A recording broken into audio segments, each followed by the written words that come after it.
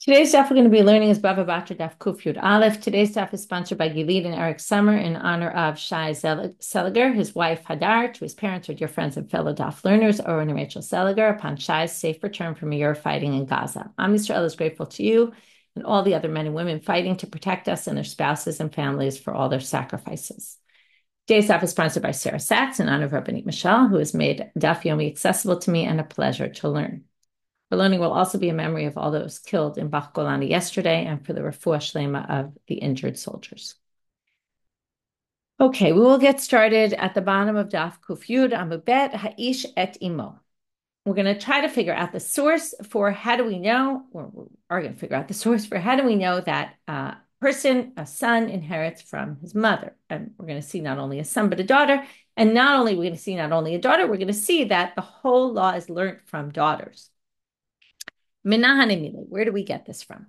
Ditanu Rabbanan. It says in a Braita, starting now at the top of Kuf Yud Aleph, V'chol bat yoreshet nachala mimatot b'nei Yisrael. Okay, this is a pasuk. We've seen this before, right? It's in Bamidbar Lamed Vav. A daughter who inherits nachala from the matot. I think I might have accidentally said it was in Lamed yesterday. If I did, I'm sorry. It's Lamed Vav. Remember, this is when the Bnei Menashe come and start complaining. What's going to happen with the Bnei Tzlavcha? They're going to marry. The land's going to go to their husband, which we'll get to at the end of today's talk. And it introduces it by saying any daughter who inherits nachala from the matot of Bnei Israel. Now, you could read this pasuk as any girl who inherits nachala from any of the tribes, which is the simple reading. But the way the writer reads this is a bat could be yoreshet nachala from two tribes. Now, how could she be yoreshet from two tribes? Her father's from one tribe. He'ach bat yoreshet shnei matot. How could she possibly inherit from two tribes? Ella must be coming to teach you. And again, this is classic for the drashot, that they could read the pasuk in a different way than you might have simply read the pasuk. Again, could be any daughter who inherits nachala from any of the tribes, is what it's saying. But the way they read it is a bat could be inheriting nachala from two tribes. How could that possibly be? The only way would be, well, her parents could be from two different tribes, in which case she then umetu v'yirashtam, and they both died. Right, her father died, and her mother died, and she wouldn't inherit. Right, if her father dies, if the mother dies first, the father will inherit from the mother, and then the daughter will inherit from the father. But right, we didn't talk about the wife so much yet. Well, we'll get to that later today. But now we have, let's say the father dies, and then the mother dies, so the daughter will inherit from the father, and that will be nachala from one tribe, and then she'll inherit from her mother, which will be from another tribe. Ve'en li elabat. Okay, so now that teaches you that a daughter inherits from her mother. But what about a son? And that was what we were looking at. I mean, the Mishnah talked about ish et imo. It also obviously meant isha et ima, right? Both a man and a woman would inherit from their mothers. But this pasuk only says about the daughters.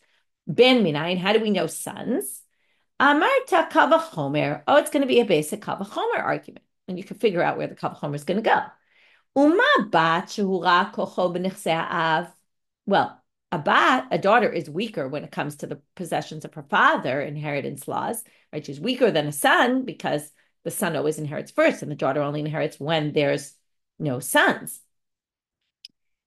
Which, by the way, I forgot to mention this in class, but if you haven't seen it yet, Din in Daf of Alana Steinhain is exactly about all the questions you want to know, which is how do inheritance laws today work and on what basis, and not just today, but generations ago already. They started with something called a will called the Chatzi Zachar.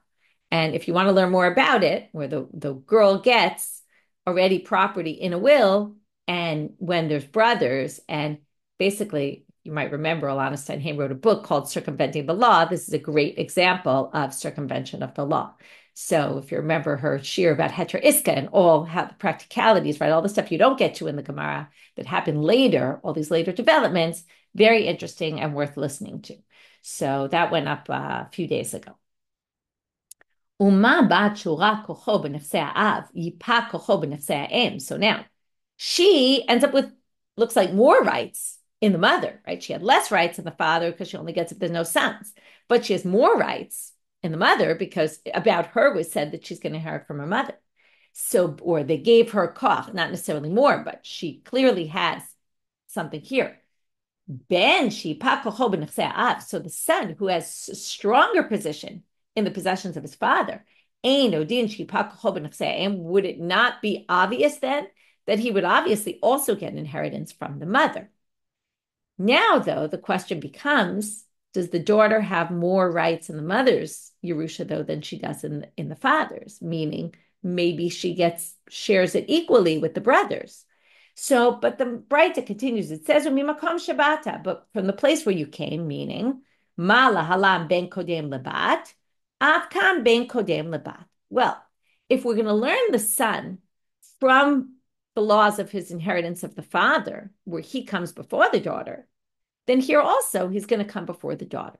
So even though the original pasuk was about the daughter, and we learn from a kavachomer argument to the brother, but he's not going to be any weaker in his position with the mother's property than he is with his father's, which means that basically he's going to come first. And if there's sons, then the daughter's not going to inherit at all. That's the Braita. But the Braita continue. That's Tanakama's opinion in the Braita. The Braita continues. Actually, this isn't Braita continues. That's the end of the Braita. Comes Rabbi Yossi, Rabbi Yehuda, who's an Amora later. The Rabbi Eliezer, Rabbi Yossi, okay, his son, Amru Mishum Rabbi Zecharia ben haKatzav. They came and said, in the name of Rabbi Zecharia ben haKatzav, remember him. I mean, you'll probably remember him after today because we have a lot to do with him today. But in another two dapim, we're going to refer back to this. Echad haben, I think it's two dapim, three dapim, I forget, but in a few dapim, we're going to refer back. Echad haben ve'echad habat shavim b'nechsei ha'em. He says, when it comes to the mother, the sons and daughter inherit equally, meaning a son and daughter is like two sons. Just like two sons divide the property, the sons and the daughters divide the property. He's got this unique position that when it comes to inheritance of the mother, it's not like the inheritance of the father. The mother, they both share 50-50. Where does he get this from? My timer. Dayo lavomanadin liot kanidon. This is commonly referred to as dayo. Okay, dayo, like dayenu, it's enough.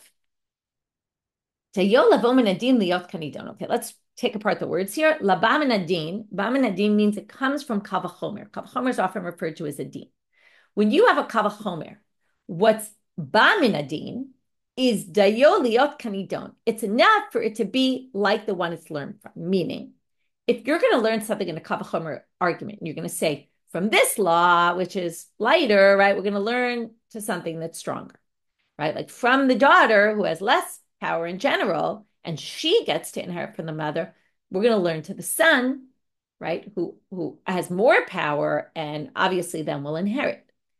But he can't become stronger, even though he's in general stronger, right? In this law, since it's derived from a different law, he can't gain any more strength than that law itself provides. So that means if the law is for the daughter and the son is going to inherit as well, he can't come out more than what he was derived from. He was derived from the daughter. So he can't have any more power in inheritance than the daughter does, meaning they share 50-50. So based on that, in a minute, we're going to see where we learn dayo from. But based on that, we're going to say they share 50-50, and that's Rabbi Zecharia ben haKatzav's opinion. To which the Gemara asks, well, Tanakama lo darish dayo, v'hadayo d'oraita. And we're going to see how we know this. Dayo is a principle that works by Torah law. It's learned out from the Torah. So if it's learned out from the Torah and by none other than God, from God, then, which we're going to see in a minute, it comes from a statement that God makes in the Torah. So if Tanakama isn't dorish dayo, it doesn't make any sense. There's a principle by Torah law, okay? And therefore, it doesn't make any sense that Tanakama wouldn't agree with Rabbi Zecharia ben haKatzav, which we'll answer momentarily. But first, we have to understand how we know the dayo is doraita. Tanya, it says in a Braita, midin kavachomer ketzad. How do you learn a kavachomer? Like, what's a good kavachomer argument? Vayomer Hashem Moshe, v'avia yarok yarach b'fanea halo tikalem shivat yamin. Hashem says to Moshe, this was after Miriam spoke lashon hara against Moshe. So it says, God said to Moshe, if her father were to rebuke her and punish her for something she did, that's what it means. Yarok yarach b'fanea would spit in her face. What it means spit in her face means he would punish her and rebuke her for what she did, what would he do? He would put her in prison, not really prison, but he would close her up for 7 days. Now, what would be the kavachomer? Kavachomer lashchina arba'asar yom. So if, what God is saying, if a father were to do this to his daughter, right, were to punish his daughter for something she did, he would at least, right, punish her for 7 days. So what would you say then for God? Well, therefore, right, finish the sentence. Therefore, if God's going to punish someone, it would be 14 days, right? In other words, you would assume God was saying father to daughter, right? This is way worse than a father to daughter. So if God is angry and wants to rebuke someone, will obviously punish them more severely. Ella, but what happened to Miriam? She had sarad and had to leave the machaneh for 7 days. So Ella dayo lavomen adin liot kanidon. Well, since the whole law was derived from the case of 7 days, God's not going to be more strict about the kavachomer, even though God is obviously more, stronger than man and, than the father. So basically, from there, we learn that when you learn a kavachomer argument, it's the same always. You can't go beyond. So how did Tanakama say? Right? How did they say what they said? Doesn't make any sense. To which we answer, well, ba'amadarish dayo. In general, they obviously do hold by dayo. You can't deny that. But shanehacha damar kra mimatot. Well, where did the whole drasha come from? Remember, kol ba'yaresh nachalam mimatot b'nei Israel, from the tribes. And what do we say? That teaches she can inherit from her mother and from her father. Well, since both the inheritance from the mother and the inheritance from the father are derived from the same word, comes Tanakama and says, Makish mata'am ha'em lemata'av. Well, that must be when she inherits. She inherits from both of them in the same manner, right? A hekesh is when usually two things are juxtaposed in the pasuk here, they're juxtaposed in the same word. And the same word refers to both. So then we're going to say, obviously, right, if you're going to make a hekesh, you're going to say they're both the same. Mama ta'ha'av ben kodem lebat. So just like when she inherits from her father, basically it's saying the obvious, which is if she inherits, she's going to inherit from both in the same manner. She's not going to inherit from her mother differently than she inherits from the father. And if when she inherits from the father, ben kodem lebat, first it goes to the son, and only when there's no sons it goes to the daughter. Af mateha'em ben kodem lebat. Right? Also, the mateha'em, the son comes before the daughter. So when she inherits from the mother, also she's going to inherit only when there's no son. So we have a debate here. This is important to understand to set up for the next part, which is we have Tanakama, who says what we would have assumed is the basic, which is just like she inherits from the father, she inherits from the mother, and she only inherits if there's no sons. However, we have this unique position of Rabbi Zecharia ben haKatzav, who basically said that since the law itself is stated by the daughter, about the daughter inheriting from the mother and not by a son, and we only learned it out from a kavachomer argument. So comes Rabbi Zecharia ben haKatzav and says we can't give more power to the son when it comes to the inheritance of the mother than the daughter, because the basic halacha is written by the daughter, and therefore the daughter is going to inherit 50-50. It's a very radical position in light of, in other words, again, go back to Alana's Shiur. So yes, things changed over time, and there was room made to have daughters inherit. And to come up with ways of circumventing this basic law. But the basic law is, as stated in the Torah, as we've gone through, which is when there's a son, the daughters don't inherit.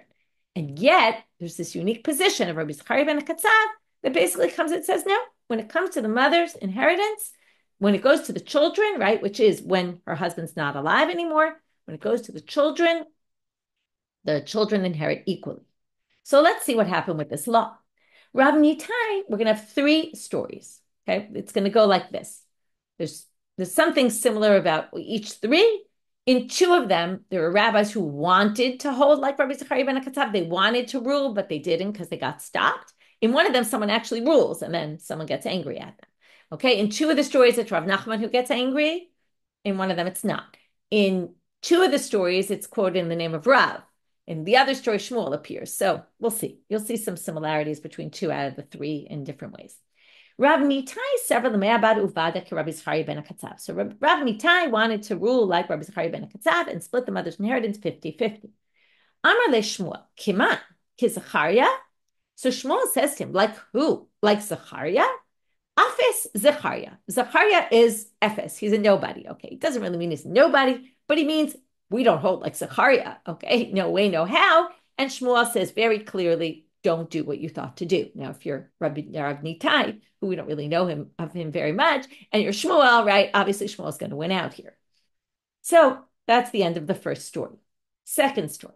Rabbi Tavla Avad Uvada ke Rabbi Zecharia ben haKatzav. Here, Rabbi Tavla actually ruled like Rabbi Zecharia ben haKatzav, gave the daughters 50%. Again, it's not necessarily 50%, it's just however many siblings there were, divided by the sisters equally to the brothers. Amarle, Rav Nachman. Now comes in Rav Nachman. I want to remind you who Rav Nachman is. I don't know if this is important to the story, but it's always good to remember who these people are. Rav Nachman was married to Yalta, who was the daughter of the Reish Galuta, now the exilarch.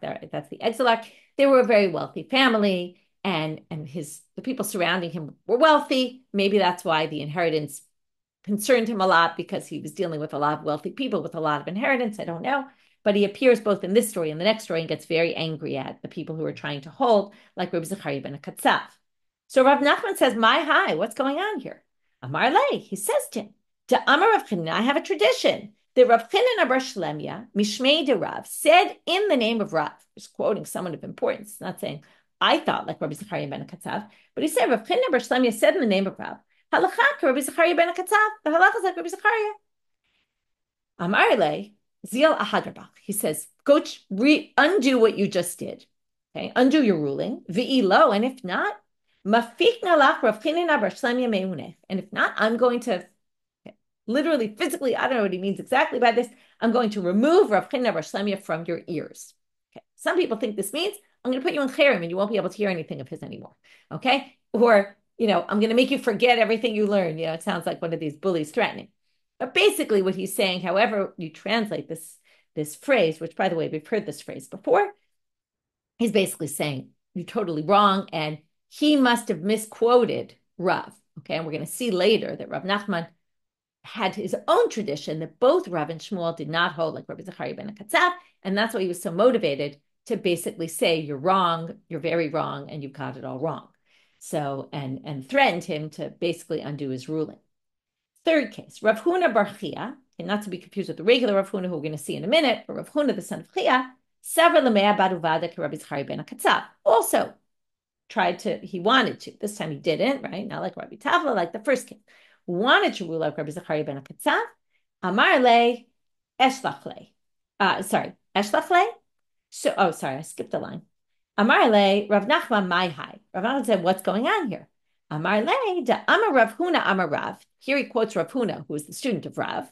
He quotes Rav Huna, who said in the name of Rav, halacha Rabbi Zecharia ben haKatzav. So this Rav Huna bar Chia quotes Rav Huna, saying in the name of Rav, just like Rav Hanani bar Shlemya said in the name of Rav, the halacha is like Rabbi Zecharia ben haKatzav, which makes us maybe more convinced that maybe Rav did say that. I don't know. Because here we have two different people quoting him, although you never know. Maybe one heard from the other.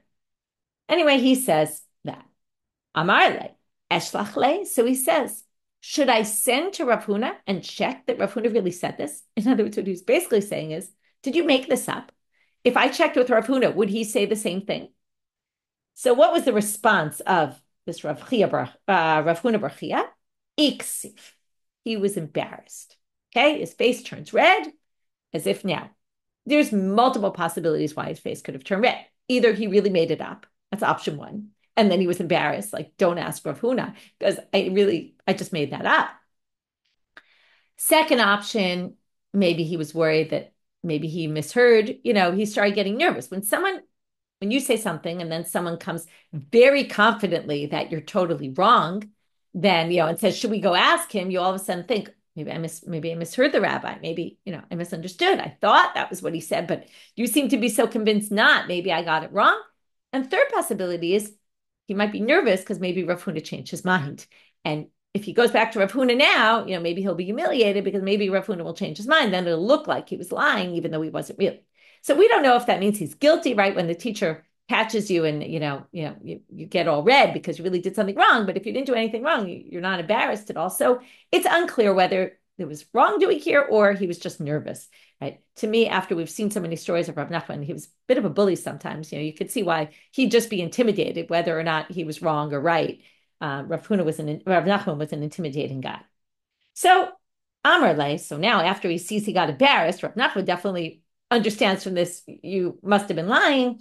Hashta kinach nafshe de Rav Huna. Now, if Rav Huna were to have died, itrasi lekable, would you have claimed, and not been embarrassed and been like, oh no, I know I'm right, but now that Rav Huna is alive, you're nervous. I'm basically saying you must have been making this up.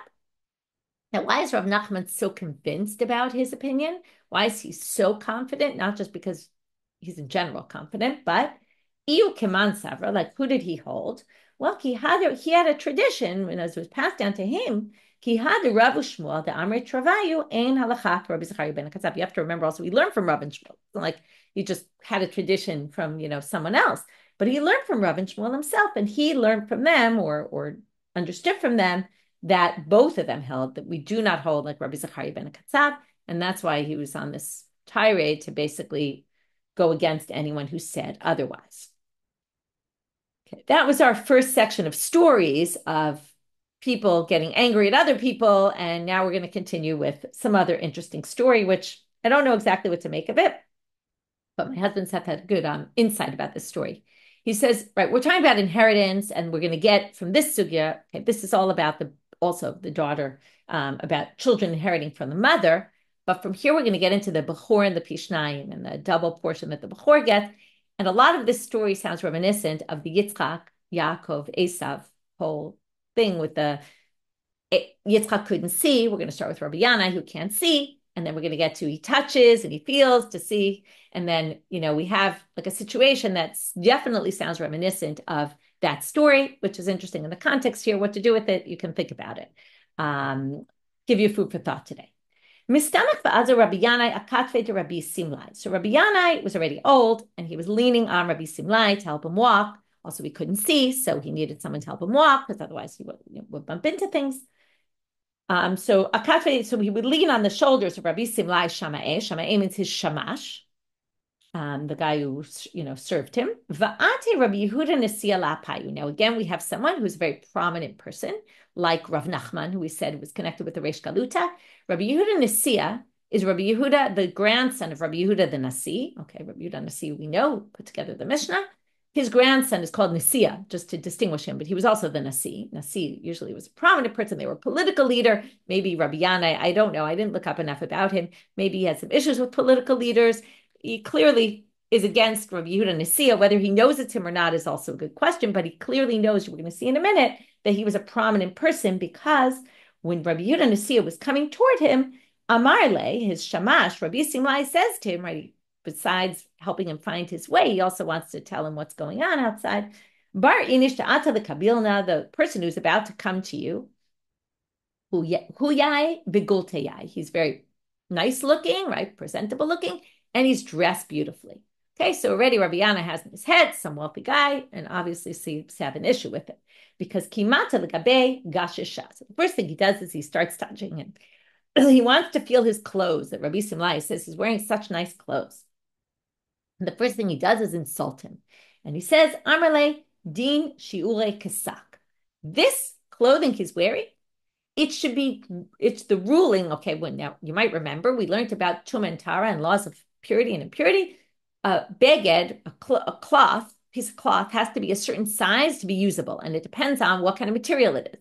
The nicer the material, the smaller the size it needs to be, because it's already useful. If it's not such a nice material, it's a little bigger, because unless it's that a certain size, no one's really going to use it.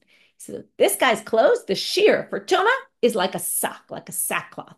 Okay, like a sack. I mean, not a sack, right? But a sack, which is hard material usually, and it's not very nice. Okay, so even though Rabbi Simlai said he's dressed very nicely, Rabbi Yana already starts insulting him. Your clothing is not really so nice. Now comes Rabbi Yehuda Nesia. Interesting, he doesn't respond, and say, don't insult me like that. But he just continues with his question. And he asks exactly our question. How do we know that the son, okay, this Zecharia ben haKatzav issue that we don't hold like Rabbi Zecharia ben haKatzav, how do we know that the son comes first in the Nechseim? Amar le, so answers him Rabbi Yanai, dechtiv matot. And we get the answer we said before. Makish mateh ha'av lemateh ha'em, ma mateh ha'av ben kodem lebat, af mateh ha'em ben kodem lebat. This is what we brought to prove Tanakama, to explain Tanakama. that it's based on if the whole law of the mother, learning the mother's inheritance is from matot, from the tribes, she inherits also from her mother. Well, then she can only inherit it from her mother the same way she inherits from the father because they're put together. Must be all the same.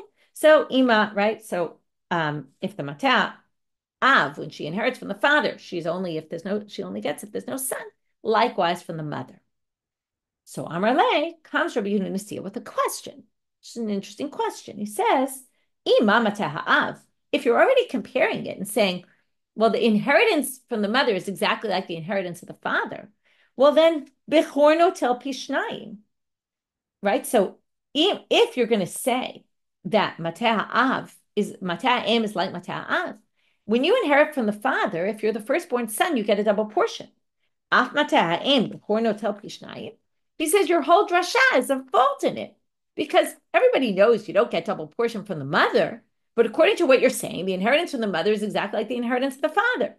So you wanted to say that means the daughter comes only when there's no sons. Well, for all intents and purposes, then, when a firstborn son inherits from his mother, he should get a double portion. That's his question. He says, I have a problem with your drasha. Turning now to Amud Bet. Amar le l'shame. So Rabbi Yanai, instead of turning to Rabbi Yehuda to see and answering him, he turns to his shamash and says, good, we're getting out of here.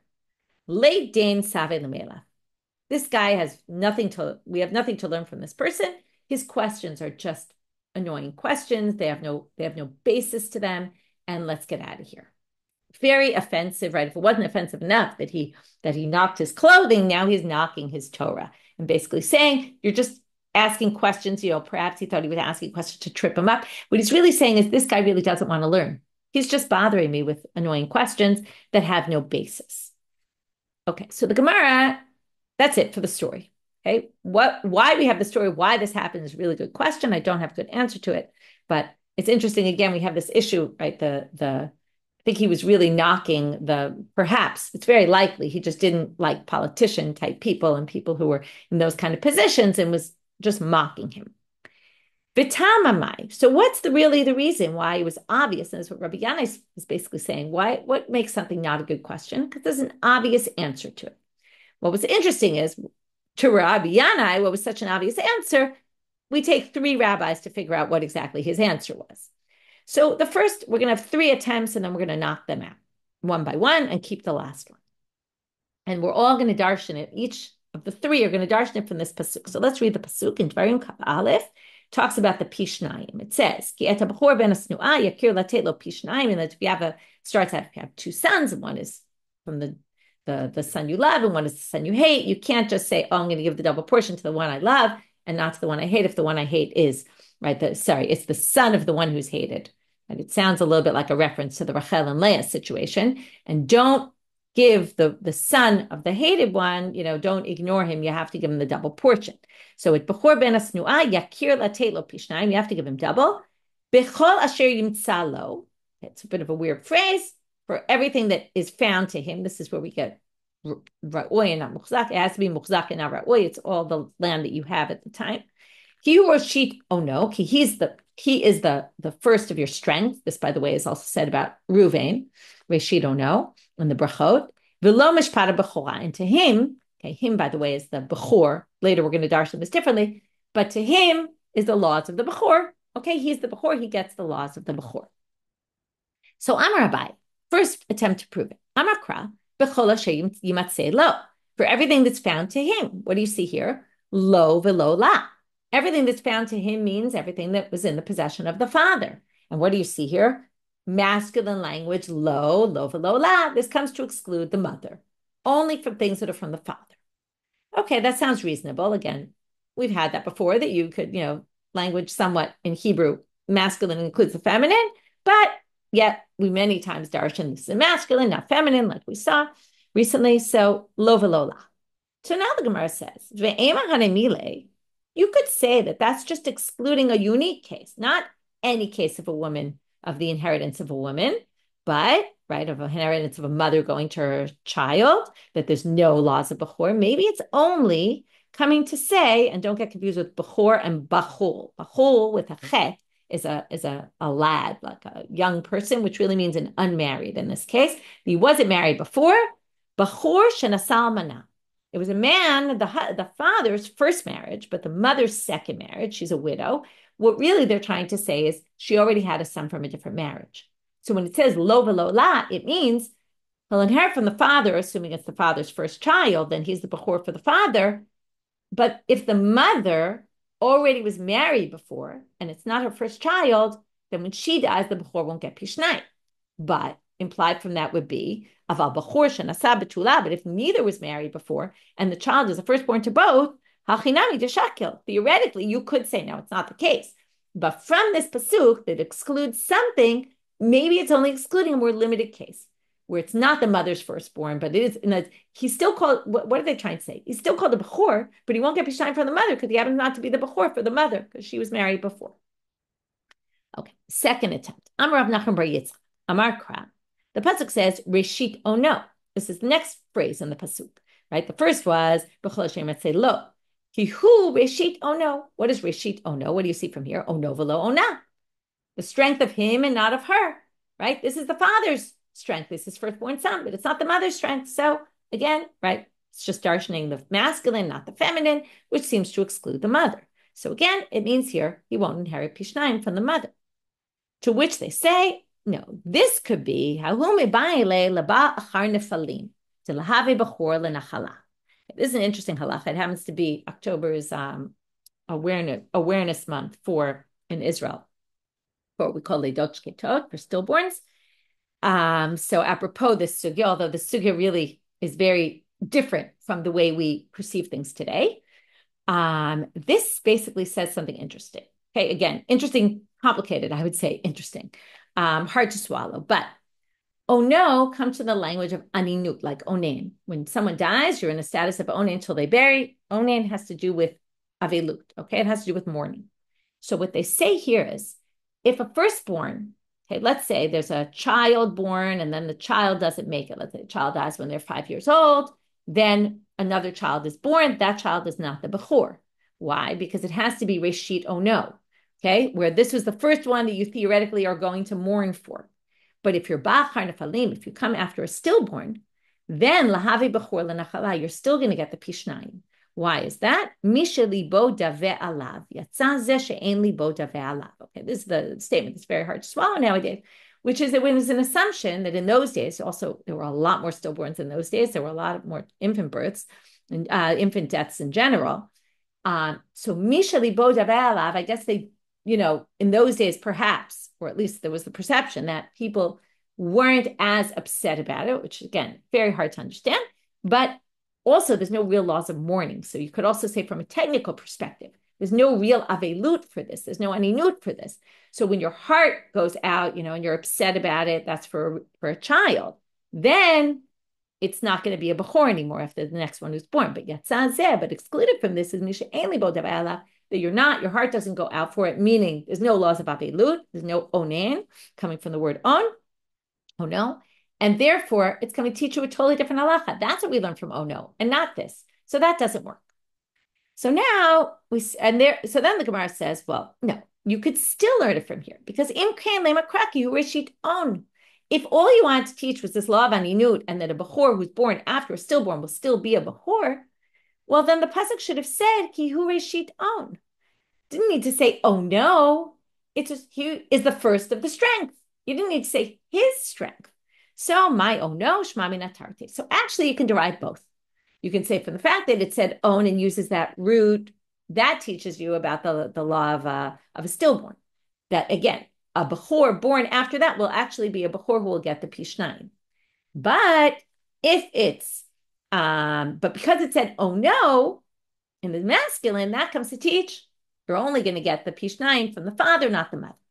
But still, this one we're going to reject because even if you say that you're going to learn both, still maybe it's coming to exclude, like the previous time we said it, a different case.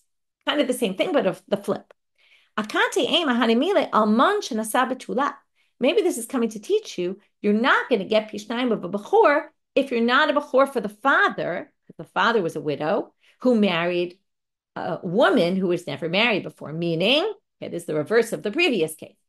If the mother was never married and he's a bechor for the mother, but the father was already married and had a firstborn son, you're not going to get the nachala, the pishnayim. But bechor shenasa betula hachinami deshak, and then you wouldn't get from the mother either, right? Even though your mother was never married and didn't have a bechor before, but since you're not a bechor for the father, you won't get from the mother. But bechor shenasa betula hachinami deshakel. But if a young unmarried person married an unmarried woman, an unmarried man married an unmarried woman, then maybe you would get from both the pishnayim.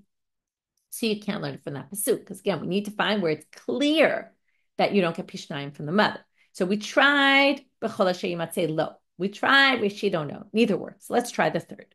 Ella Amar Rava. Rava finally came and said, Amar Kra lo mishpata b'chora. Now we said the simple reading was lo mishpata b'chora. Who's the lo? To him is the son. The son, right? These are the laws of the firstborn for the son. But the drasha is mishpata b'chora li'ish v'lo mishpata b'chora li'isha. According to the drasha, the lo refers to the father. For the father, there's laws of bechora, but not for a mother. Okay, and there's no pishnayim from a mother, and that actually remains, and that seems to be our proof. So that's where, presumably, we don't really know, but that's where Rabbi Yanai presumably got it from, and why it was so obvious to him, and why he rejected Rabbi Yehuda Nasi's question.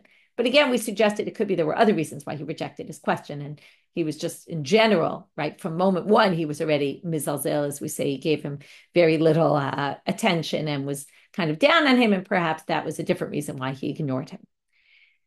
Okay, so I left open a lot of food for thought in terms of why they brought this story that seems to parallel, right, the Yitzchak and Yaakov, when Yaakov steals the Bechorah story, which obviously has to do with all these laws of Bechor that we've been discussing, that we're discussing now, and inheritance, and who gets inheritance from who. Anyway, something to think about. Okay, if we go through the structure before we move on to the last section, and maybe we'll just review this part at this point and not at the end, because we got a little sidetracked. So I wanted you to get the flow. Really, the whole section just ended of Ha'ish et imo. How do we know that a son inherits from the mother, which also includes a daughter, in which we ended up learning that actually the basic halacha is said about a daughter. And from there, we learned it also to the son. And then we have this big machloket, like Zecharia ben haKatzav or not. Do they split it 50-50 when they inherit from the mother? Or is it exactly like laws of inheritance of a father, where the son's going to get it first, and the daughter's only going to get it if there's no sons, which in the end, the sugya clearly seems to be siding against Rabbi Zecharia ben haKatzav, even though there were those who ruled or tried to rule like him. Then we had the story of Rabbi Yanai, where we got sidetracked in the story, because what happened was we were talking about this law, and he brought the same source about the ben kodem labat, and that we know that specifically this issue of the ben kodem labat, where do we get it from? And then Rabbi Yehuda Nasi asked a question. Well, if that's the case, then if it's exactly the same, then it should be the same for pishnayim. And then we got into the pishnayim issue about, does the bechor get pishnayim when he inherits from his mother, where the answer is clearly no, but the question is why. Okay, and that's we figured out right now after 3 attempts. Now we're moving on to the next section of the Mishnah. So that ends the section of children inheriting from their mothers. Now we have a ish et ishto. As I mentioned before, a man inherits from his wife. When the wife dies, it goes to the husband, and it goes before anyone else. Okay, he gets first rights.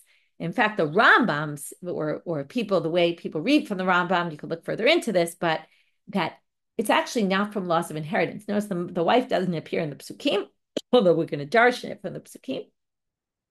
But just like the father didn't appear, and then we had to learn it out, the wife also doesn't appear.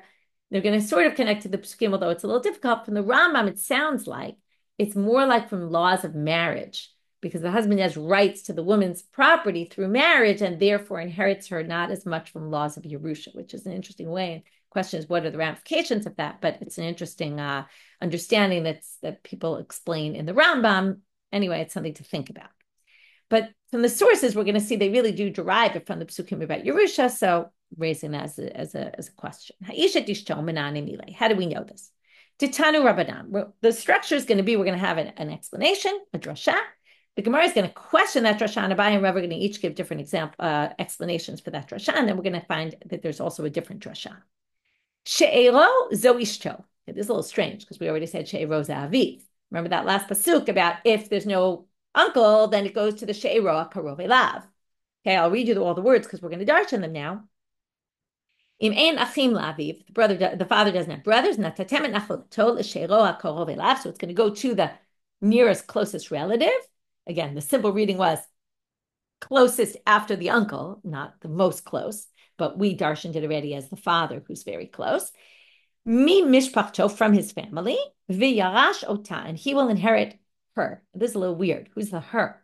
Okay, now, so that's going to clearly indicate maybe we're talking about the wife here because it's all of a sudden in feminine. Okay, so we'll stop here in the pasuk. We don't really need the rest. So zo ishto, melamed shabal yoreshet ishto. Okay, so there we say she'ero. Now, often the wife is considered she'er. She's like the close in almost body closeness. It's used the she'ero. Melamed shabal yoresh ishto yachol afiti rashenu. Well, maybe it goes in both directions. You would have thought. Talmud lomer v'yarash ota. So they say because it says yarash ota, he will inherit her, but not she will inherit him. Okay. Now, I didn't point out a problem in the pasuk. If you already have it, don't worry, we're going to get there. But there's something weird about reading the pasuk that way. But I'll wait till the Gemara raises it. So again, the Braita says, "Hu yoresh ota ve'ein he yoreshet ota." Okay, from here you learn he inherits from her, she doesn't inherit from him.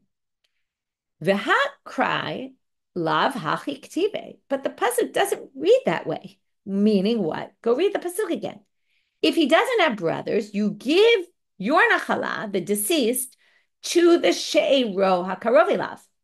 The simple reading means it will go to, if you say she'er is his wife, it will go to her. Not that, right? That's the opposite of what we just said. Not the husband doesn't go to the wife goes to the husband. So the pasuk, if you're going to say she'er is the mother, that's who receives it, not who gives it, bequeaths it. So Abai and Rav are going to each explain this differently. Rabbi Taritzach, read it like this. Now he does what we call pasuk misoras. It's a way of darshaning pasukim where you cut and paste. You basically take words from one place and you put them somewhere else. Unitatem en nachalato lakarov elav she'ero v'yarash ota. Okay, what did we do? We took out the word she'ero. Okay, if you look at the pasuk, it says nitatem en nachalato lish she'ero akarov elav. So they get rid of she'ero right now. They cut it. So nitatem en nachalato lakarov elav. Okay, to the one who's closest to him. And then mi mishpachto, from his family. And then it says, then we put in the word l'she'ero without the lamed, because the lamed went to lakarov. We say she'ero, when it comes to his wife, v'yarash ota, he will inherit her. And that resolves, number one, what was this yarash ota in the middle of nowhere? Who is she that was referred to?